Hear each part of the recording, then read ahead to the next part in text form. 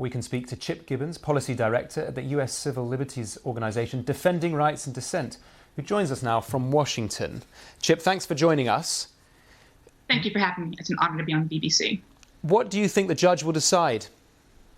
Well, unfortunately, a lot of observers of the trial have stated that the judge will most likely grant extradition to Assange and that to the US, and then there will be appeals. I say unfortunately because Julian Assange's case is a case about a political offense. The U.S. government has pursued Julian Assange for over a decade because he released information about U.S. crimes and U.S. war crimes. And as the judge heard during the trial, human rights experts testified how they used that information in their own work to get victims for justice for victims of drone strikes in Pakistan, to get justice for victims of torture at Guantanamo. Some of the information that was used in a Guantanamo detainee's case has been taken up by the ICC investigation into U.S. war crimes in Afghanistan. Of course, the ICC prosecutor has also been sanctioned by the U.S. And this case, as a U.S. civil liberties activist, is very important to me because Julian Assange is the first person charged under the Espionage Act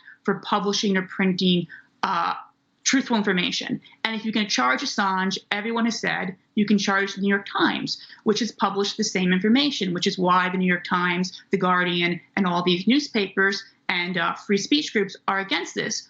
But from the perspective of the world, it's even more significant. Assange is not a U.S. citizen. He doesn't seek to operate in the U.S. He's an Australian national. He operates abroad. And the U.S. is essentially saying it has the right to apply its Espionage Act extraterritorially to any publisher, any journalist in the world who publishes information it doesn't like. In this case, information that was newsworthy, hence why the New York Times, The Guardian, and all these different outlets covered it about U.S. human rights abuses and U.S. war crimes. Information the U.S. public has a right to know in order to make an informed decision about its own foreign policy and to know what it is their government does in their name, and information the people of the world have the right to know, because everyone has a right to know when a human rights abuse is committed.